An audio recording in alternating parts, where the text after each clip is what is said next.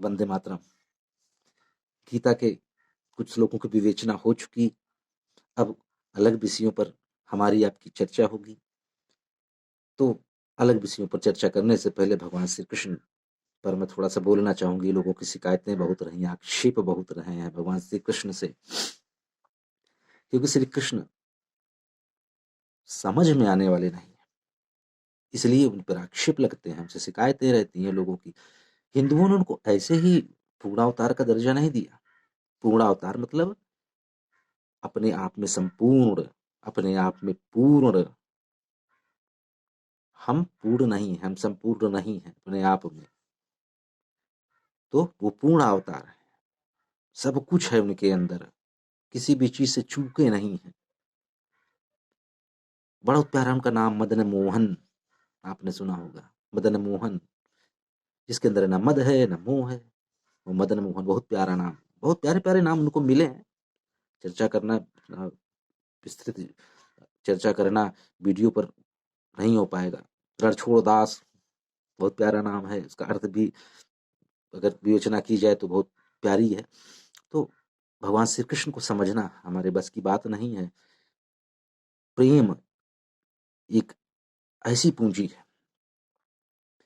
हमारे कुछ भाई, हमारे कुछ बहनें, हमारी कुछ माताएं जिन्होंने जीवन में अपने प्रेम किया होगा, वो जानते हैं कि प्रेम को शब्दों में बताया ही नहीं जा सकता। प्रेम क्या है? प्रेम एक आत्मानुभूति है, एक अनुभव है। एक संवेदनशील हृदय जिसके पास है, उसने अनुभव किया। तो उस अनुभव को, जो हमारे अनुभव होते हैं, उसको शब्दों में बताया ही नहीं जा सकता।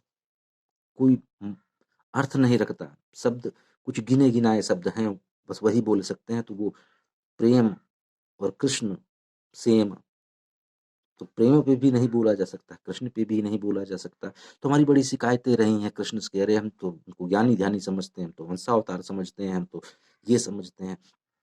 और जब आम्रकुंजों के पास उनको नृत्य करते देखते हैं गोपियों के साथ, तो हमको बड़ी पीड़ा महसूस देती है। हमारी पीड़ा कोई समझ नहीं सकता है। अरे ये तो बड़ी बड़ी गलत बात है, भगवान है ये। हमारा बध चले तो जाए पुलिस स्टेशन में, कहें भैया FIR लिखो इसके नाम से, ये समाज में उचित नहीं है इस तरह के क्रियाकलाप, इसको केस ला दो इसके ऊपर, इसको अंदर करो, इसको जेल भिजवाओ। बस नहीं चल रहा, नहीं वो भी कर देते। तो भगवान श्री कृष्ण हम इसलिए नहीं समझ सकते कि भगवान श्री कृष्ण का जो अंदर का रस है वो सिकुड़ चुके हैं। किसी भी पुरुष के रस जो हैं अंदर की ओर सिकुड़ जाएं, तो बाहर की जो विषय हैं, बाहर की जो वासना है, वो उसके लिए महत्व नहीं रखती है, उसका कोई अर्थ नहीं रह जाता है। तो भगवान श्री कृष्ण वही हैं, उनके जो रस हैं वो अंतर के वो सिकुड़ चुके हैं, कोई अर्थ नहीं है बाहर के विषयों का। इसीलिए भगवान श्री कृष्ण जब वृंदावन को जब उन्होंने छोड़ा तो लौट कर भी नहीं देखा। वो उनके मन से, वो उनके मस्तिष्क से इस तरीके से गायब हो गया जैसे मन मस्तिष्क के नक्शे पे कभी वृंदावन था ही नहीं। तभी गोपियां शिकायत करती हैं, यहाँ थे तो ऐसा लगता था कि जैसे तुम्हारी पूरा प्रेम मेरे ऊपर है, मेरे अलावा कुछ देखते तक नहीं थे, और गए तो ऐसे गए कि लौट कर भी नहीं देखा। ये तो भैया गैर वफादारी है। और कोई वासनाग्रस्त चित्त होता ना, तो बार बार उसका मन वृंदावन भागता, बार बार उसका मन घुमड़ता वृंदावन की तरफ, कुछ नहीं तो सपनों में आता। लेकिन भगवान श्री कृष्ण के मन मस्तिष्क से ऐसा मीठा कि उसकी याद तक नहीं कि कहाँ गया वृंदावन। तो भगवान श्री कृष्ण जहां भी रहते हैं वो पूरी तन्मयता के साथ रहते हैं, पूरी चैतन्यता के साथ रहते हैं। हमारे पास जो पास है, जो भी हमारे है, हम उसको महत्व नहीं देते हैं, हम महत्व देते हैं जो दूर है, उसको महत्व देते हैं। लेकिन भगवान श्री कृष्ण हमसे उल्टे हैं, उनके जो पास है उसका वो महत्व है, जो दूर है उसका उनका ख्याल तक नहीं, उसका उन्हें से दूर दूर तक रिश्ता नाता ही नहीं, जैसे जानते ही नहीं। लेकिन जो पास है उसके साथ पूर्ण भाव से, पूर्ण चैतन्यता के साथ, पूर्ण मस्तिष्क के साथ, पूर्णता के साथ, उसी के साथ है वो। इसीलिए जब वो पत्थर को देख लेते हैं, ये अलग बात है कि पत्थर शिकायत नहीं करता है, ये अलग बात है, लेकिन इस पूर्व मनोभाव के साथ, पूर्णता के साथ एक पुरुष को देखते हैं तो वो अपने को धन्य समझता है, वो अपने को कृतार्थ समझता है। स्त्री को देख लेते हैं तो रोती है, तड़पती है, चिल्लाती है, विलाप करती है, और भगवान श्री कृष्ण गए तो गए। अब वो जो जिन लोगों ने वृंदावन में उनके साथ नृत्य किया, वो उनके अंदर रस रहा होगा, इसलिए वो याद करती हैं। लेकिन उनके अंदर ऐसा कोई रस नहीं था, तो गए सो गए, अब नहीं आने वाले, भूल जाओ। तो भगवान श्री कृष्ण के बारे में जितना कहा जाए, उनको वाक्य में, उनको शब्दों में, उनको किसी अर्थ में पिरोया नहीं जा सकता है। प्रेम और कृष्ण एक ही सिक्के के दो पहलू। ना प्रेम के बारे में कुछ बोल सकते हैं, ना कृष्ण के बारे में बोल सकते हैं। तो कृष्ण को समझना है तो प्रेम करना पड़ेगा कृष्ण से, तो वो समझ में आने लगेंगे धीरे धीरे। अब कृष्ण इतने बड़े मनोवैज्ञानिक, एक गीता का उपदेश उन्होंने दे दिया।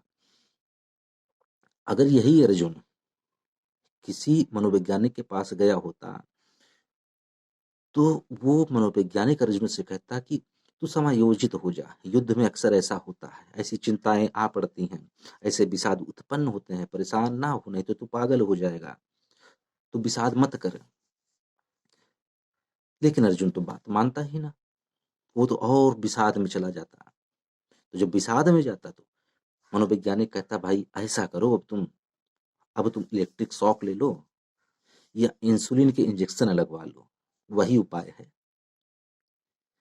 यहाँ पर जो गीता है वो एक मनोविज्ञान नहीं है, वो सामान्य मनोविज्ञान में नहीं आता है, वो सृजनात्मक मनोविज्ञान है। अर्जुन के विषाद को कृष्ण ने ज्ञान के द्वारा अभिश्राप से वरदान बना दिया। ज्ञान ही ऐसा होता है जो अभिश्राप को वरदान बना देता है, और वो ज्ञान व्यर्थ है जो अभिश्राप को वरदान न बना पाए। भगवान श्री कृष्ण ने यही किया, अर्जुन के विषाद को अपना सृजनात्मक क्रिएटिविटी के द्वारा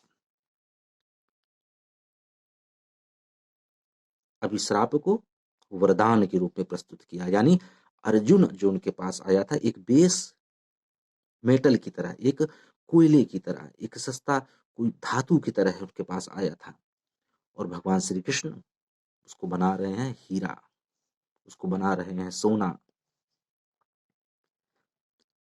तो भगवान श्री कृष्ण को समझना बड़ा मुश्किल। अब गीता में, गीता जो है कोर्ट पर हम जाते हैं, कोर्ट में जाते हैं तो गीता पर ही क्यों हाथ रखते हैं? और भी ग्रंथ हैं, वेद हैं, पुराण हैं, उस पर हाथ क्यों नहीं रखा जाता? हाथ रख सकते हैं ना, लेकिन नहीं, गीता पर ही रखते हैं, क्योंकि श्री कृष्ण ही ऐसे हैं जो सबके लिए ईश्वर हैं। सब उनको ईश्वर के रूप में देखते हैं, सब उनको आदर के रूप में देखते हैं, सब उनको सम्मान देते हैं। चाहे वो चोर हो तो उनके लिए महत्व रखता है, डकैत हो तो महत्व रखता है, रसिक हो तो महत्व रखता है, भक्त हो तो महत्व रखता है, रसिक हो तो महत्व रखता है, प्रेमी हो तो महत्व रखता है, बच्चा हो तो महत्व रखता है, वृद्ध हो तो महत्व रखता है, ज्ञानी हो तो महत्व रखता है, युद्ध के मैदान में सिपाही हो तो महत्व रखता है। भगवान श्री कृष्ण उनके लिए, उसके लिए महत्व रखते हैं। तो वो सब के लिए, कोई उनसे बच नहीं सकता है, बचने का कोई उपाय नहीं है। अपने आप को बचाते फिरते हैं, शिकायतें करते हैं, कृष्ण को आक्षेप करते हैं। प्रेम करो श्री कृष्ण से, कृष्ण समझ में आने लगेंगे। तो और नहीं भूला जा सकता है, कितना भूला जाए, बातें होती रहेंगी श्री कृष्ण पे। तो शिकायतें बंद करिए, प्रेम करिए उनसे, खुद समझ में आने लगा। प्रेमी अपने बारे में खुद बताएगा आपको आ करके कि भाई समझ लो, अपने प्रेमी के बारे में जान लो, वही उत्तर देगा। बाकी तो हम लोगों का बोलना तो व्यर्थ है, क्या क्या बोला जाए, उनको कोई समझ नहीं सकता है। तो बाकी फिर बात होगी। वंदे मातरम।